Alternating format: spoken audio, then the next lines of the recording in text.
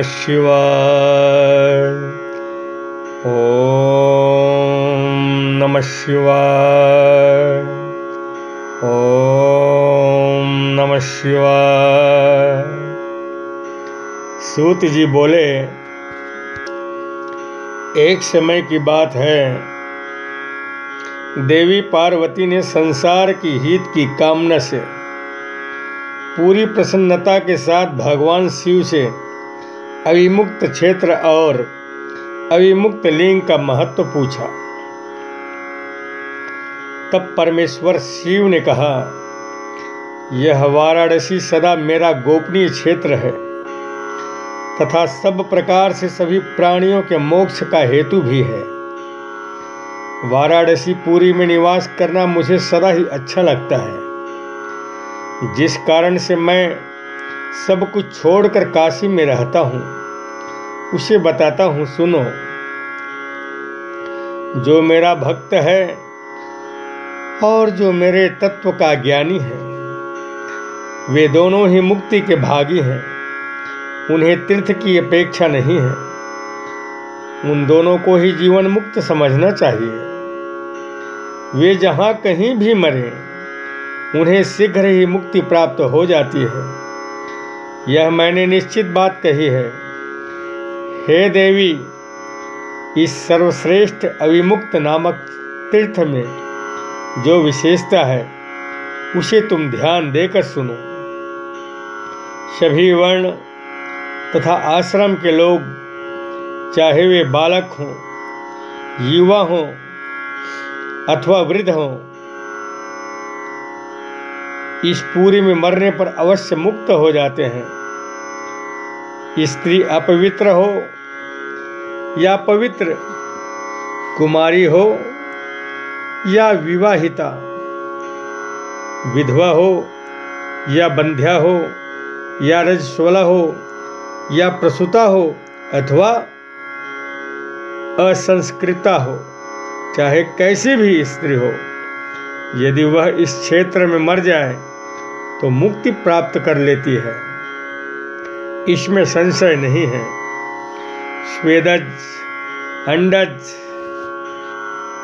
उद्भिज अथवा जरायुज, ये सभी प्राणी यहाँ मरने पर जैसा मोक्ष प्राप्त कर लेते हैं, वैसा अन्यत्र कहीं नहीं। हे देवी, यहाँ न ज्ञान की अपेक्षा है, न भक्ति की अपेक्षा है, न सत्कर्म की अपेक्षा है और न दान की ही अपेक्षा है। यहाँ न संस्कार की अपेक्षा है और न ध्यान की ही अपेक्षा है। यह नाम कीर्तन अथवा पूजन की भी अपेक्षा नहीं है तथा उत्तम जाति की भी कोई अपेक्षा नहीं है।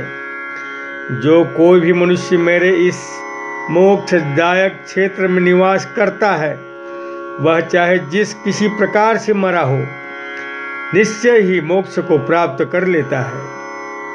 अपनी इच्छा अनुसार भोजन, शयन, क्रीड़ा आदि विविध क्रियाओं को करता हुआ भी अविमुक्त क्षेत्र में प्राण त्याग करने वाला प्राणी मोक्ष का अधिकारी हो जाता है। यह क्षेत्र चारों दिशाओं में सभी और 5 कोस तक फैला हुआ कहा गया है। इसमें कहीं भी मर जाने पर प्राणी को अमृतत्व की प्राप्ति होती है। हे पार्वती, शुभ और अशुभ कर्म का फल जीव को अवश्य भोगना पड़ता है। अशुभ कर्म निश्चय ही नरक के लिए होता है एवं शुभ कर्म स्वर्ग के लिए होता है। दोनों तरह के कर्मों से मनुष्य लोक में जन्म कहा गया है। शुभाशुभ कर्मों के न्यूनाधिक से उत्तम तथा अधम शरीर प्राप्त होते हैं, किंतु जब दोनों का क्षय हो जाता है तब मुक्ति होती है। यह सत्य है। प्रारब्ध कर्म का नाश केवल उसके भोग से ही होता है। इसके अतिरिक्त कोई उपाय नहीं है। संपूर्ण कर्मों का नाश काशीपुरी के अतिरिक्त कहीं नहीं होता। सभी तीर्थ सुलभ हैं, परंतु काशीपुरी दुर्लभ है। यदि पूर्व जन्म में आदर पूर्वक काशी का दर्शन किया गया है, तभी काशी में आकर मनुष्य मृत्यु को प्राप्त होता है। सूत जी बोले, हे श्रेष्ठ मुनियों, इस प्रकार काशीपुरी तथा विश्वेश्वर लिंग का अपरिमित महात्मा है, जो सत्पुरुषों को भोग और मोक्ष प्रदान करता है। इसके अनंतर सूत जी ने त्र्यंबकेश्वर ज्योतिर्लिंग के महात्मा का वर्णन करते हुए गौतम ऋषि के प्रभाव का वर्णन किया तथा गौतमी गंगा के प्रादुर्भाव का आख्यान सुनाया। इसके अनंतर सूत जी ने राक्षस राज रावण द्वारा स्थापित वैद्यनाथेश्वर नामक ज्योतिर्लिंग के महात्मा का वर्णन किया। तदनंतर उन्होंने नागेश्वर नामक परम श्रेष्ठ ज्योतिर्लिंग की उत्पत्ति एवं महात्मा का वर्णन किया। इसके साथ ही रामेश्वर नामक ज्योतिर्लिंग एवं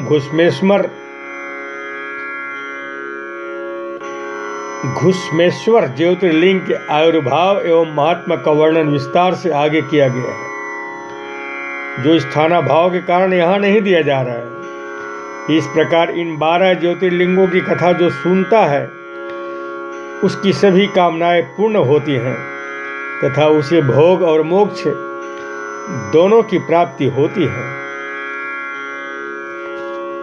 ओम नमः शिवाय। ओम नमः शिवाय। ओम नमः शिवाय।